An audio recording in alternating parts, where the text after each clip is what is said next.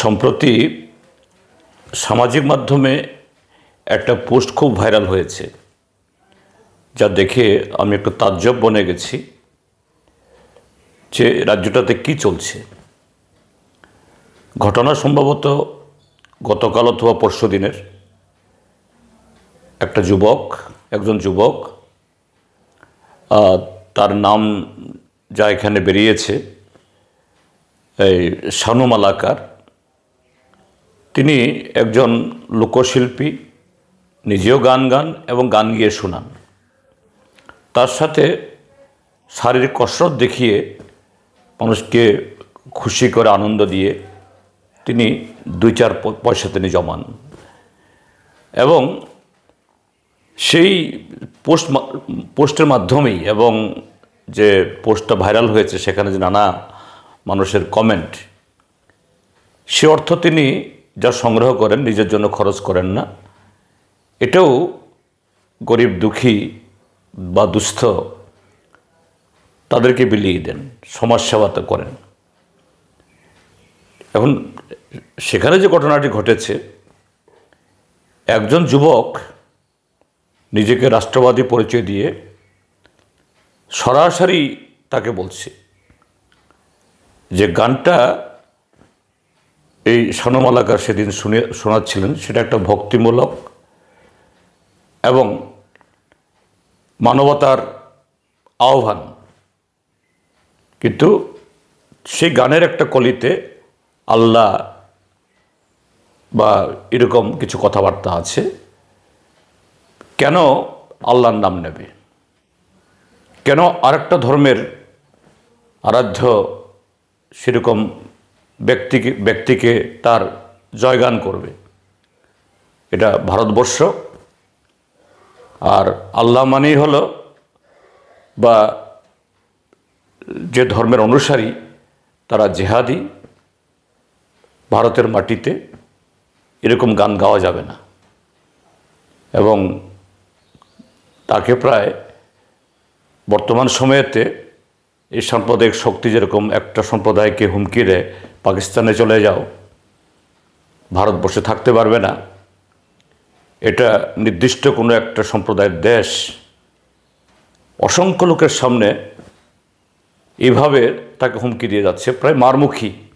সম্ভবত এটা ভিডিও ক্লিপে দেখা যায়নি, কিন্তু কয়েকটা পত্রিকাতে উঠেছে, তার উপর দৈহিক আক্রমণ হয়েছে।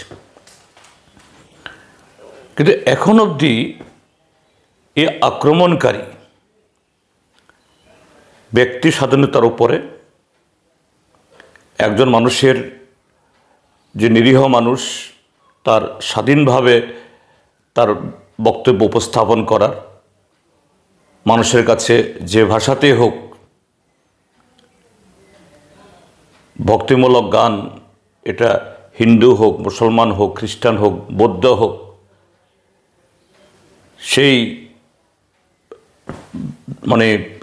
ধর্মবিশ্বাসের উপর ভিত্তি করে সে গান দিয়ে আহ্বান করার এই অধিকার আমাদের দেশের মানুষের জন্মগত অধিকার, সংবিধান স্বীকৃত অধিকার। আর তার বিরুদ্ধে এইভাবে দিন দুপুরে জনসমক্ষে হামলা করছে। কিন্তু আমাদের রাজ্য প্রশাসনের তরফ থেকে, আরক্ষা দপ্তরের তরফ থেকে কোনো পদক্ষেপ নেওয়া হয়েছে সেরকম খবর নেই। পত্রপত্রিকায় দেখছি যে কোনো একটা সংগঠনের লোক, তথাকথিত সনাতনী নাম দিয়ে কিছু লোক কারো বিরুদ্ধে একটা মিছিল করলেই, কারো বিরুদ্ধে একটা থানাতে অভিযোগ করলেই, যে আমাদের রাজ্যের মধ্যেও এই পহেলগামের ঘটনার পরে ওয়াকফ সংশোধনী বিল পাস হওয়ার পরে যারা এইভাবে মানুষের অধিকারের কথা বলেছেন, পুলিশ তাদেরকে নানা ধারায় গ্রেপ্তার করে লকআপে নিক্ষেপ করে, 8, 9, 10 দিন, 12 দিন ওদেরকে এইভাবে হয়রান করে। তো এক্ষেত্রে কেন হবে না? আমি লক্ষ্য করছি এই সমস্ত ঘটনায় পুলিশকে জিজ্ঞেস করা হলে তারা বলে, না, কেউ তো এফআইআর করেনি। তো এরকম তো ঘটনা অন্য ক্ষেত্রেতে কিছু লোক মিছিল করলো, এফআইআর না করলেও পুলিশ হন্তদন্ত হয়ে তাদের বিরুদ্ধে নানা ধরনের যে ধারা যুক্ত করে দেয়, যা এই সমস্ত লোকদের বয়ানে যারা সাংবিধানিক অধিকার হিসেবে কথা বলেন সেই ধারা যুক্ত করা যায় না, কিন্তু এইভাবে হয়রানি করছে, এই ক্ষেত্রেও হবে না কেন? আর ত্রিপুরাজ্যে কী করে সাধারণ মানুষ এফআইআর করবে? এফআইআর করতে গেলেই তো এই লোকগুলো আবার বাড়িঘর হামলা করবে। গতকালের এরকম একটা ঘটনা ঘটেছে কমলপুরে। এই ভারতীয় জনতা পার্টির লোভে ফাঁদে পড়ে দীর্ঘদিন বিজেপির লাইনে হেঁটেছে, নানা রকম অকাম কুকামের সাথে লিপ্ত হতে বাধ্য হয়েছে, বাইক বাহিনীর সদস্য হয়েছে, কিন্তু নিজের থেকে ভুল বুঝে অন্য একটা দলে তারা বিজেপি থেকে পদত্যাগ করে আসছেন। আর গতকালই রাত্রেবেলা তার বাড়িতে আক্রমণ হয়েছে, আবার তার বিরুদ্ধে এরকম মিথ্যা মামলা দিয়ে তাকে গ্রেপ্তার করানো হয়েছে।